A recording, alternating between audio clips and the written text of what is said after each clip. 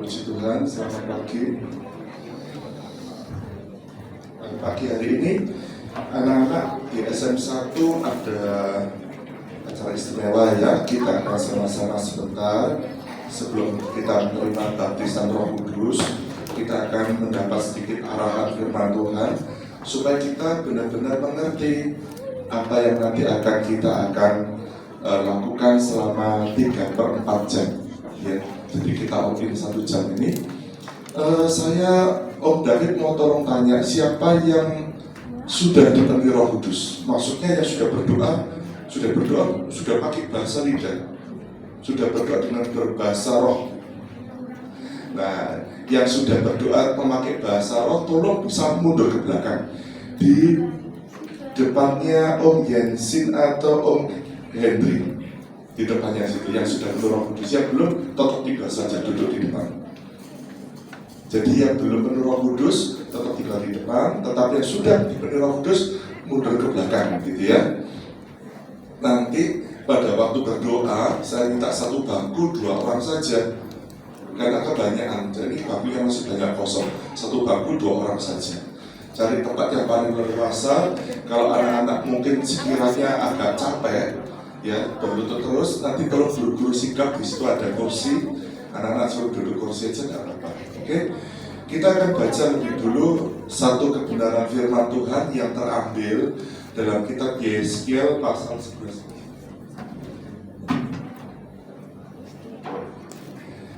Yeskiel 11 ayat 19 sampai 20. Kita baca dalam kitab Nabi Yeskiel pasal 11 ayat 19. Begini bunyinya, aku akan memberikan mereka hati yang lain dan roh yang baru di dalam batin mereka, ya. Juga aku akan menjauhkan dari tubuh mereka hati yang keras dan memberikan mereka hati yang taat, supaya mereka hidup menurut segala ketetapanku dan peraturan-peraturanku dengan setia.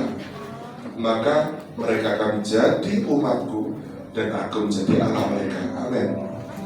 Anak-anak, firman Tuhan itu kira-kira kalau dilakukan susah atau gampang? Halo? Murid-murid SM1, melakukan firman Tuhan itu susah atau gampang atau mudah? Susah, tadi gampang, sama susah. Sekali lagi nanti balik lagi ke gampang lagi. Melakukan firman Tuhan itu gampang atau susah? Jawabannya gampang, susah. Gampang kalau kita mau menurut dipimpin Roh Kudus. Jadi susah kalau kalian tidak mau menyangkal diri dan kalian terus melawan firman Tuhan. Betul ya Om Zoni ya? Firman Tuhan itu kalau kita lakukan gampang susah. Tuhan katakan pikulaku yang kupasang itu ringan. Tetapi kalau kita tidak mau pikul kuk, kita tidak mau menyangkal diri, alias kalau kita membiarkan salib kita ini jadi berat. Misalkan contoh waktunya doa, anak-anak kadang-kadang main HP. Terus pastikan guru-guru, saya paling senang kalau guru-guru bisa duduk di sela-sela anak-anak. Ya, jangan duduk di belakang terus, anak-anak di depan. Banyak anak-anak buka-buka HP atau buka Alkitab atau buka yang lain ini, saya curiga, ya patut dicurigiation, ya. Jadi oke, puji Tuhan. Kadang-kadang susah loh. Kalau ujian, anak saya waktu ujian, kakaknya anak saya Ethan ini, ujian itu dia selain pakai komputer, pakai laptop, terus dia harus menyiapkan tripod. Ada 1 kamera yang melihat dari sisi dari samping atau depan gitu ya, nggak boleh dari belakang. Karena apa? Guru mau melihat apa yang ada di laptopnya itu nyontek apa enggak. Jadi ujian selama kita dari kemarin waktu secara online, ujiannya seperti itu. Malah ada 1 anak-anak yang kadang-kadang dengan lihai, kamu ngapain? Nyontek sir. Ya. Oke, kembali lagi kepada ayat ini. Om akan baca lagi ya, konsentrasi ya. Karena ayat ini adalah ayat dasar kita. Tuhan berjanji, Tuhan memberikan kepada kita di hati kita. Jadi katakan, aku memberikan mereka hati yang lain. Kenapa kok hati? Kok tidak aku memberikan kepada mereka lever yang baru gitu, atau jantung yang baru? Ya bukan hati di sini, bukan lever ini, tetapi hati itu apa? Disitulah bersemayam roh kita. Jadi orang yang penuh Roh Kudus, rohnya diubahkan anak-anak. Itu sebabnya kadang-kadang saya pernah lihat punya sahabat yang baik dari luar pulau. Satu kali dia memperkenalkan anaknya yang dulu masih dalam kandungan. Ini loh Pak David, anaknya mau doakan dulu.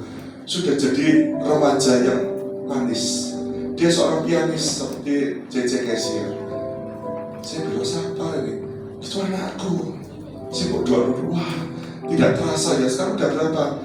Dia waktu itu sudah masuk Cambridge. Dia udah mau masuk SMA, ya sudah siap-siap gitu.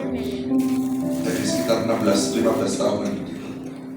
Saya merasa anak ini rohnya bagus, rohnya baik sekali. Dan begitu dasar orang Surabaya, anteng. Ya puji Tuhan, dari kecil saya ini orang yang anteng, yang tidak umak ya. Jadi kalau saya lihat anak umak itu sumuk saya, kemring aja. Saya dengar firman itu saya diem. Kalau nggak ada ya diem aja. Mulai terus saya nyadar. Jadi kalau kita punya roh yang baru, ya dari Roh Kudus, itu dampaknya luar biasa. Lanjut lagi ya, Tuhan katakan, aku akan memberikan mereka hati yang lain. Berarti hati yang lama itu akan diperbarui ya teman. Hati yang lama kenapa harus diperbarui? Siapa yang tahu? Ayo nomit yang pakai kacamata yang paling ujung. Kenapa kok hati yang selama ini loh? Tuhan kata, aku akan mau berikan hati yang seperti itu. Aku tak kasih hati yang baru. Kenapa? Karena gue tahu kenapa kok Tuhan dikasih hati yang baru, roh yang baru. Emangnya roh yang lama ini sudah tidak up to date, atau roh yang lama ini bagaimana gitu? Kenapa gue? Gak ada. Lahir baru ya sudah mulai mendekati. Karena apa? Om Henry supaya mempercepat waktu. Kenapa kok dikasih Om? Dikasih hati yang baru.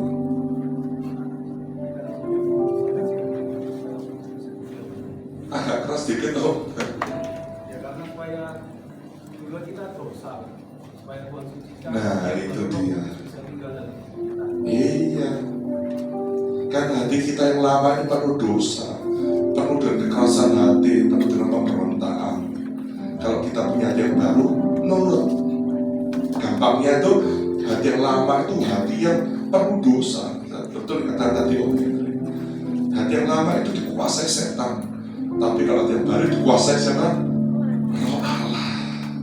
Allah hadir tinggal dalam hidup kita. Nah, terus kemudian apa lagi dikatakan? Hati yang baru akan kuberikan dan roh yang baru.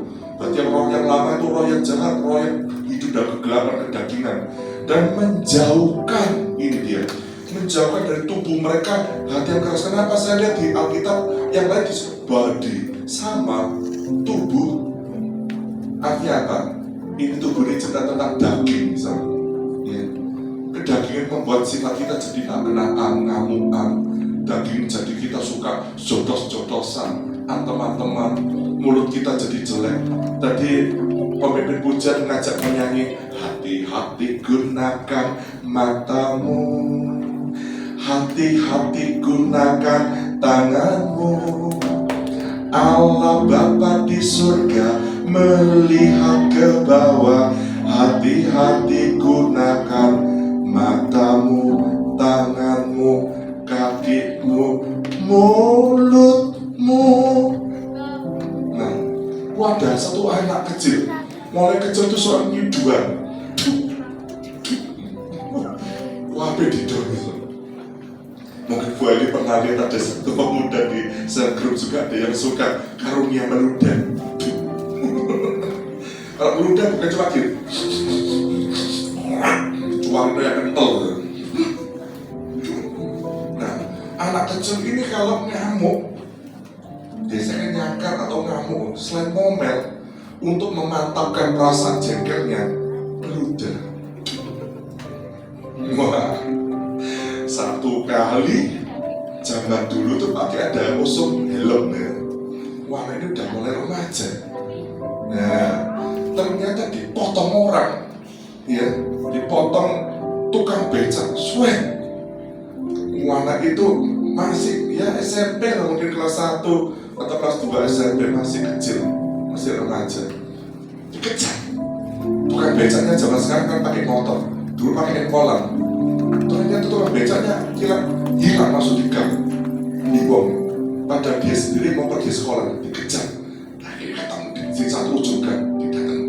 Lalu motoran, dikeplak anaknya, anak kecil ini, satu tukang becak. Anak kecil naruh sepeda motornya itu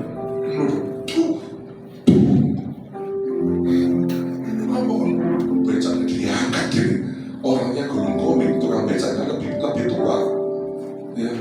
Orang tukang becaknya dia sepurone anak kecil itu dididik kok jadi seperti itu. Siapa yang didik? Orang tuanya. Kalau gak salah itu gak salah saat batu. Jadi anak itu mulai kecil dipupuk sifat-sifat keras oleh sang ayah. Ayahnya siapa? Purnawirawan polisi. Nah ini ya. Nah suatu kali kejadian seperti itu lagi. Dia waktu itu kali itu pakai helm. Ternyata itu sudah mulai agak mendung-mendung gitu. Lagi-lagi dia itu dilewati orang-orang yang mungkin bagi dia tidak senang hati. Ada satu mobil ya, yang tiba-tiba itu berhenti mendadak depan dia.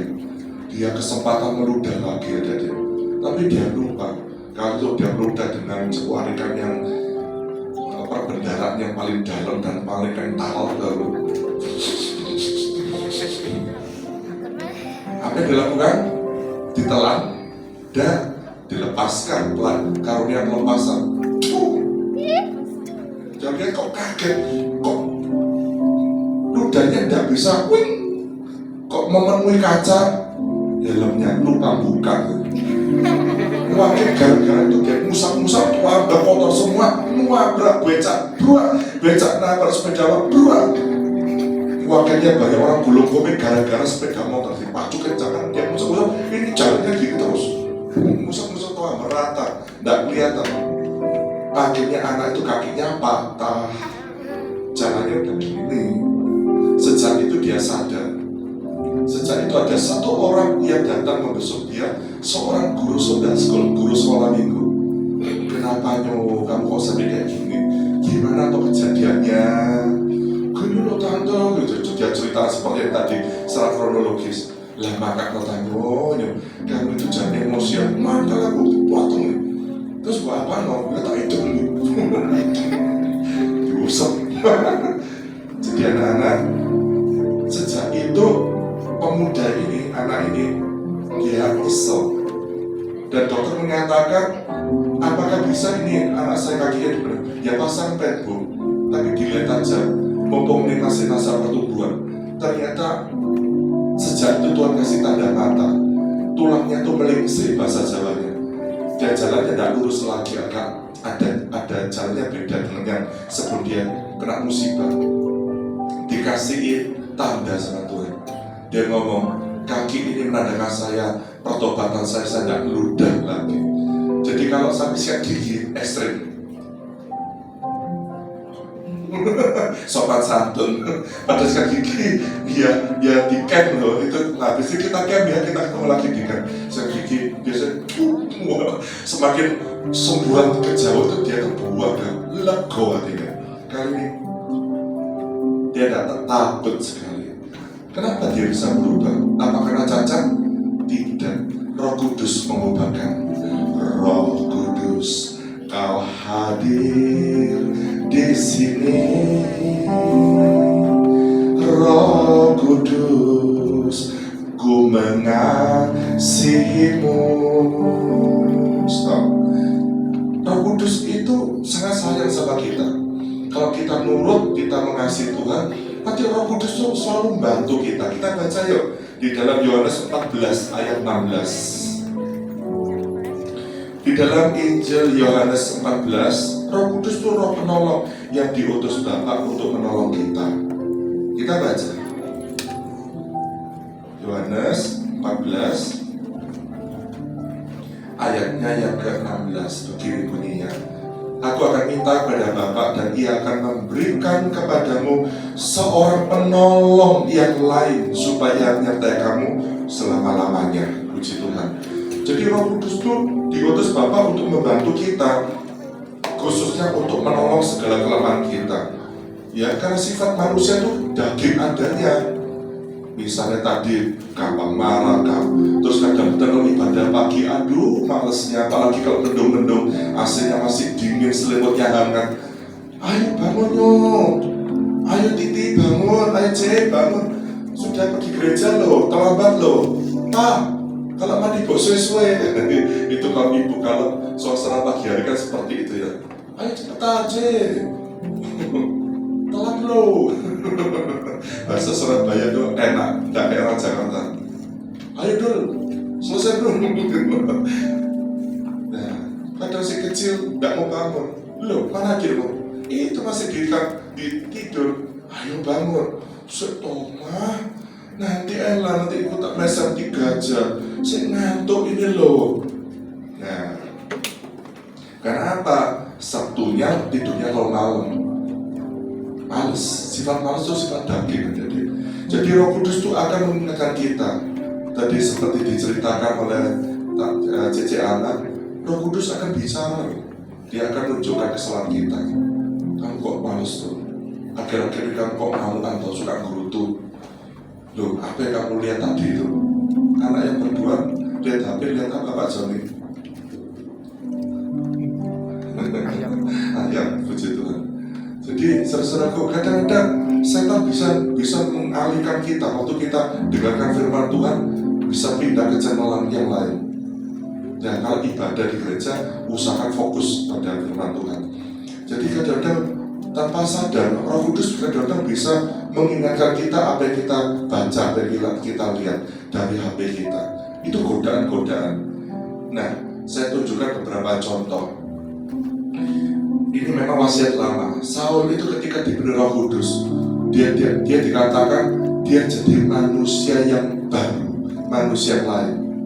Saya ingat juga ada orang namanya Saul, tapi namanya Saulus. Dia dikatakan kita baca dalam 1 Timotius 1 ayat 12. 1 Timotius 1 ayat 12 sampai 14.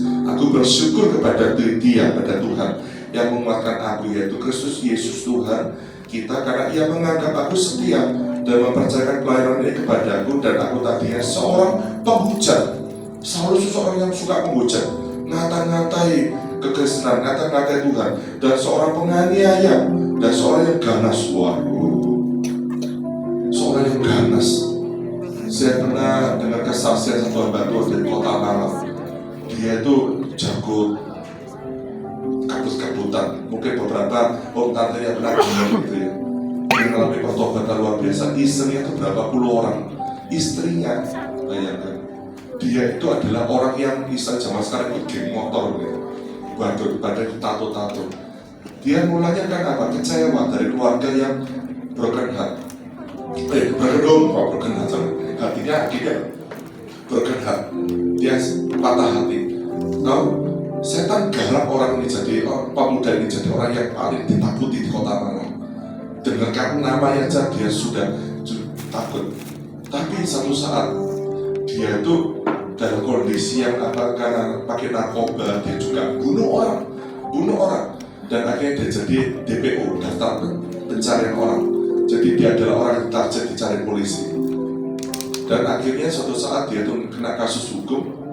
Dan akhirnya dia harus masuk bui, pernah juga dia keluar, bukan tambah bertobat, tambah pintar, berdosa lagi. Dan dia punya geng-geng, punya mafia-mafia itu, kartel-kartel berjual narkoba. Dan akhirnya singkat cerita orang ini kecokok lagi, berkali-kali. Jadi dia bilang rumah tangga itu rumah kedua saya, tidak ada masalah. Ya. Dia tidak ada takut sama sekali. Bahkan nyawanya itu kebut-kebutan, sudah hampir mati. Tapi satu saat ketika dijamah Roh Kudus, lewat satu orang, tiba-tiba dia itu cuma lewat di satu gedung gereja kecil, dan itu sapaan dari seorang pemudi, ya, dia kata pemudi Chinese, "Shalom Pak, pagi, ayo silakan masuk." Tiba-tiba ada kayak roh yang mendorong dia masuk. Padahal dia seorang agama yang lain. Waktu dia masuk, dia nggak ngerti. Dia sendiri juga nggak tahu namanya puji-pujian, tata ibadah yang Kristen itu bagaimana. Tiba-tiba dia nggak bisa rasakan apa-apa selain dia merasa di situ damai luar biasa. Dia tidak dapatkan di rumah ibadahnya kepercayaan dia, dan dia nangis sejadi-jadinya. Dan waktu itu hamba Tuhan menantang dalam akhir firman Tuhan dan altar call, dan orang itu mau didoakan, mau percaya Tuhan. Dia lepaskan semua, memang tidak sekejap, langsung dia berubah. Dia tetap kembali pada habitatnya. Teman-teman lamanya dikumpuli semua. Tapi ada satu roh yang membuat dia itu nggak suka. Akhirnya dia cari taji ini, noni itu tadi. Dia bilang, kamu selain hari Minggu tidak ada perkumpulan atau mungkin ada ceramah-ceramah seperti ini lagi? Lu ada kalau mau. Diajak ke konser, wah tambah senang lagi. Di situ dia mengalami kelepasan dari narkoba, yang dari kuasa gelap. Dalamnya tuh banyak jinnya, banyak setannya. Ya.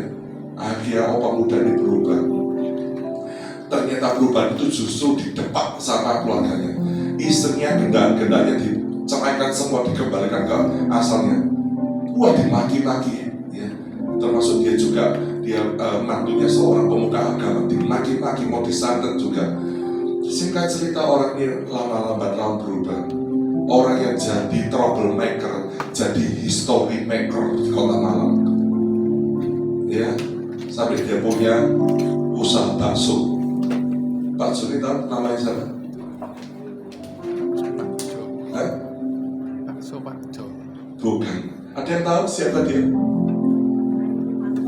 Hah? Yang keras Cik Laura. Nah itu dia, namanya Khairul Anwar. Dari namanya kira-kira kalian tahu dari mana? Dari kota Bali. Dari garis keras. Dia bilang bunuh orang tuh rasanya lego, kesukaan saya. Badan penuh tato tapi dia jadi hamba Tuhan.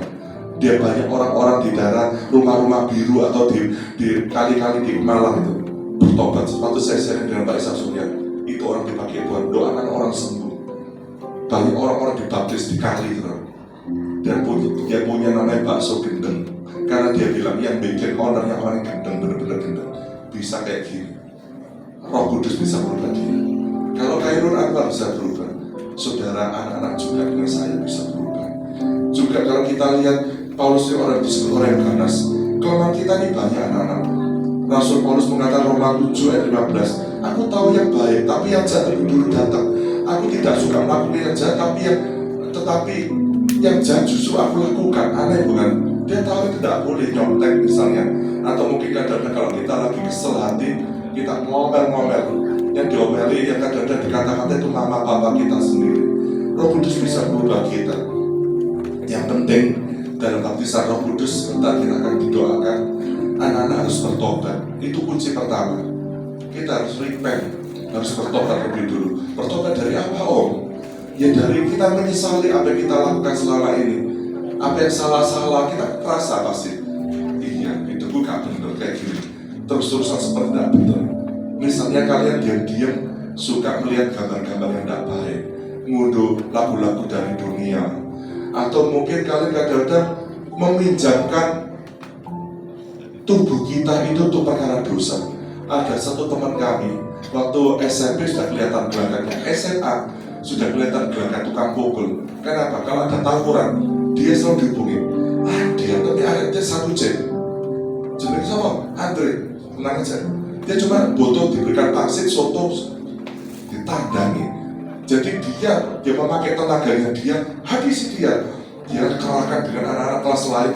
Pernah satu kali dia cuma pakai granat. Sekolah Petra Harianyar tuh, itu sampai kalau di kaki, karena bapaknya kan purnawirawan ABRI. Dia punya granat, saya bilang, nama Iwan.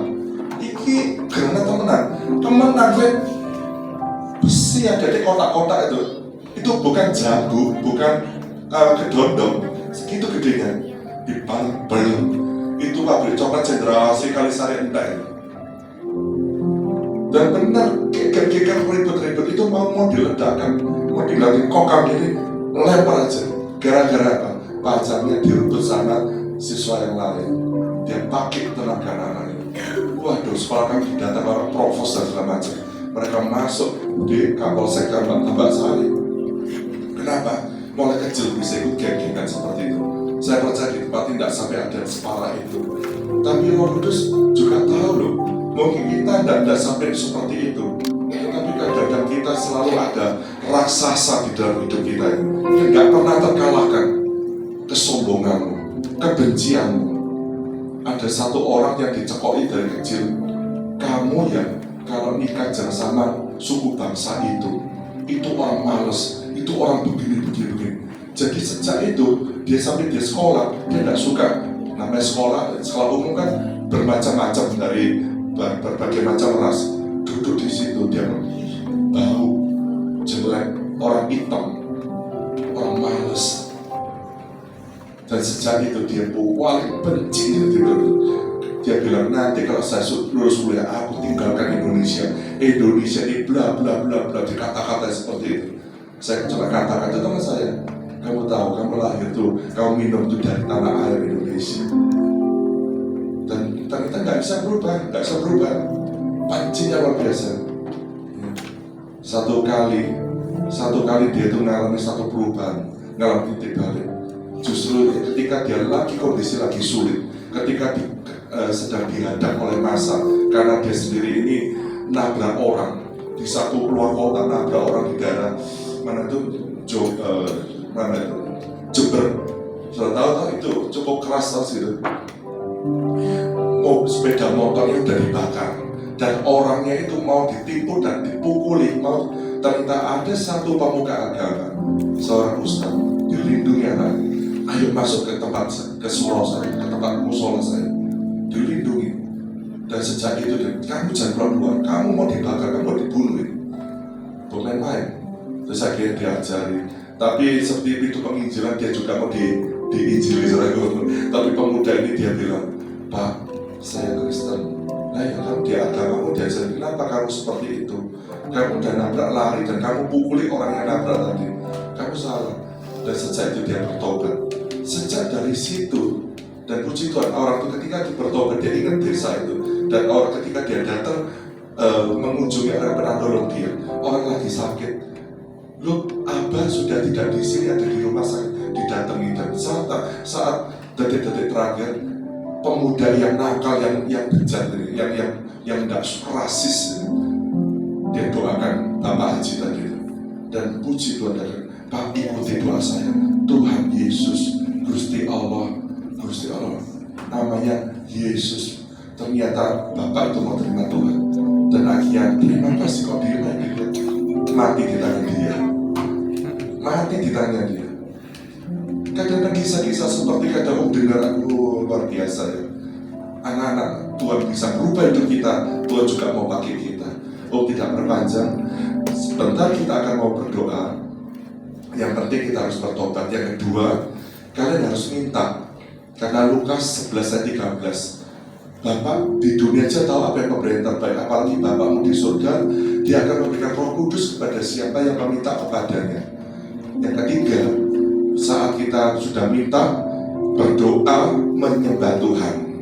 Jadi nanti pada waktu kita berdoa, kita menyembah Tuhan, jangan diam. Nah nanti saya minta anak-anak untuk sementara waktu, kurang lebih setengah jam ini, maskernya dilepas saja tidak apa-apa. Karena pengalaman kalau kami baptisan Roh Kudus, masker ditutup, kami nggak bisa lihat gerakan lipsnya.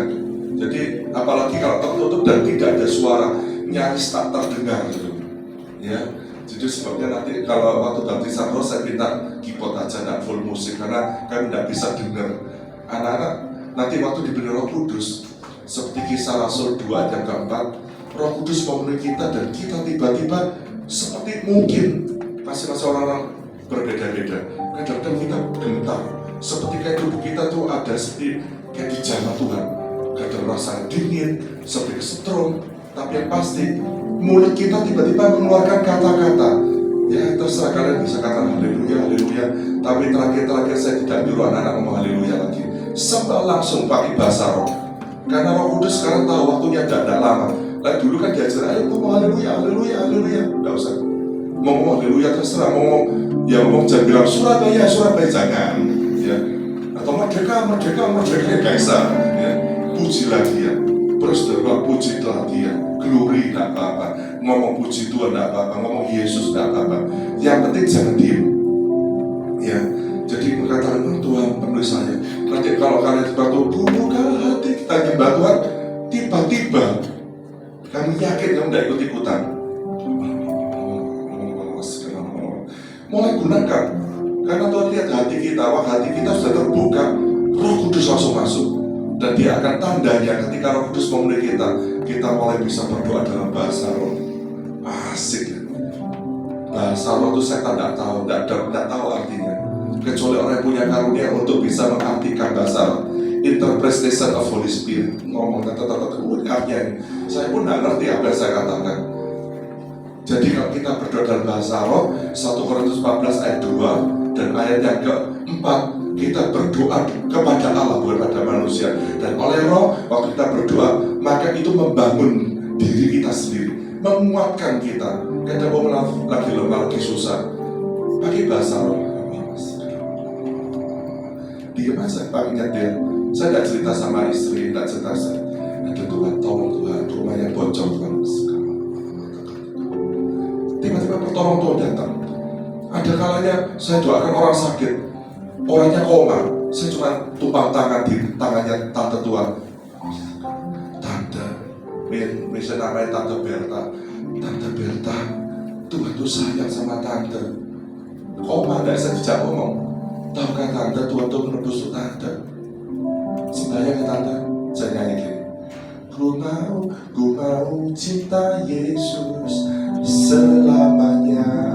Saya nyanyi beberapa kali. Si tante tadi nangis sana nangis. Jadi orang koma itu dengar doa kita, dengar suara kita.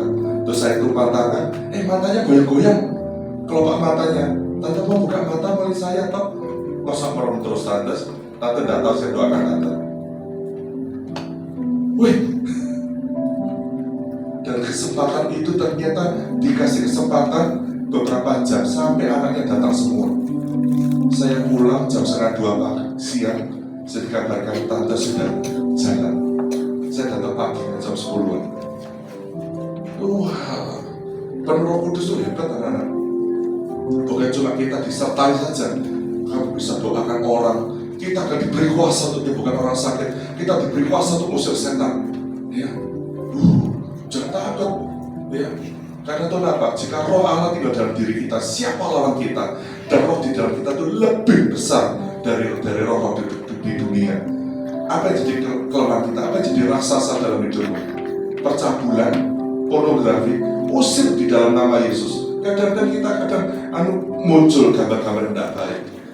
Kadang-kadang ada orang kirim, ada kan kita tergoda, lihat-lihat. Atau mungkin ada kalanya kita juga diajak teman-teman, ayo mau libur, jalan-jalan yuk. Tapi Tuhan berkata, jangan, kan hari ini sekolah minggu. Roh Kudus bilang, ke sekolah minggu dulu. Kenapa itu teman-teman tidak baik? Ayo Tuhan. Apalagi diteguhkan maminya. Nggak nyok, habis dari sini kita ke rumah oma. Nanti sore kita nanti ke gereja. Aduh, setan ngomong, gereja lagi. Sudahlah, bolos saja. Roh Kudus berkata, nurut omongannya mami papi. Dan benar. Kalau kalian nurut, pasti kamu akan jadi anak yang baik. Ya, kita akan akhiri. Anak-anak saya minta yang belum menerima Roh Kudus, tolong satu bangku diisi 2 orang saja. Ya, 2 orang saja. Yang minta diberi Roh Kudus, nanti tolong angkat tangan. Silakan anak-anak yang mau duduk berlutut, silakan mau ngambil kursi tak apa-apa. Di situ disediakan. Kita akan nyanyikan buka hati untuk Rohmu Tuhan. Buka hati. Silakan berlutut anak-anak, menghadap ke berlutut itu jongkok, jongkok berlutut ya. Kamu Yesus, jam malam yang rindu, minta kursi silakan, ini ada kursi anak-anak bisa ambil dengan kuasa Allah Maha Tinggi. Tuhan, buka hati.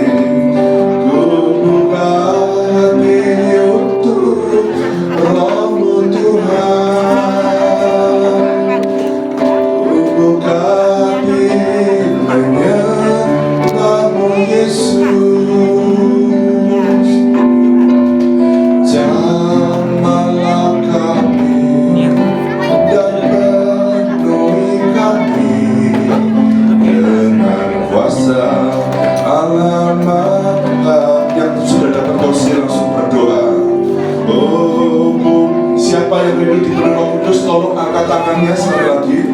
Yang rindu dipenuhi Roh Kudus, tolong angkat tangannya. Biar nanti satu om atau tantenya bisa kasih tanda. Tolong angkat tangan kalau sudah diberi tanda di kursinya, turunkan tangannya. Haleluya, zaman, haleluya, penuhi kami dengan kuasa Allah Maha Tinggi. Yang rindu diberi Roh Kudus, yang belum diberi tanda di kursinya, tolong angkat tangannya dulu. Angkat tanganmu tinggi. Yang belum diberi tanda, tolong angkat tangan. Ku bukan menyembahmu Yesus, haleluya. Jamalah kami dan penuhi kami dengan kuasa Allah Maha Tinggi. Sekali lagi Roh Kudus yang sudah langsung masuk dalam doa, kita nyanyikan pujian satu kali lagi. Roh Kudus, Kau hadir di sini, sama-sama katakan Roh Kudus, Roh Kudus, ku mengasihimu. Katakan Kau lembut. Maskernya dibuka dulu, tidak apa-apa, disimpan, ditaruh di sakunya. Allah penghiburku, penolongku, diutus Bapakku. Saya minta semuanya guru-guru bisa ikut berlutut juga, tidak apa-apa. Roh Kudus yang duduk di belakang bisa ikut berdoa berlutut saja. Haleluya. Oh Roh Kudus, ku mengasihiku. Kau lembut, Kau manis, Kaulah penghiburku, penolongku, diutus Bapakku. Sama-sama yang rindu katakan, ku buka hati untuk Roh-Mu Tuhan. Ku buka hati menyembahmu Yesus. Katakan jamalah kami dan penuhi kami dengan kuasa Allah Maha Tinggi. Ku buka hati untuk Roh-Mu Tuhan. Sama-sama katakan, ku buka hati menyembahmu Yesus. Jamalah kami dan penuhi kami dengan kuasa Allah Maha Tinggi. Dengan kuasa Allah Maha Tinggi. Mari anak-anak sama-sama angkat doamu. Kita sembah, katakan haleluya, haleluya, haleluya, haleluya, haleluya, haleluya. Semua menyembah Tuhan, katakan haleluya, haleluya.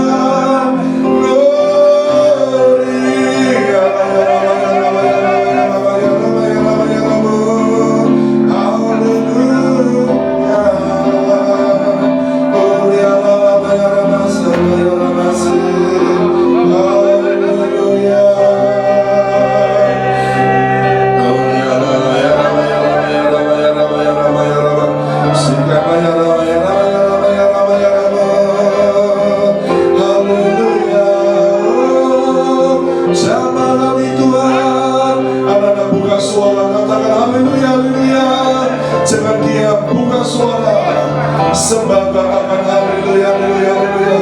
Nanti Roh Kudus memenuhi kita, Tuhan memberi bahasa yang baru. Kita bisa berdoa dalam bahasa lidah. Haleluya.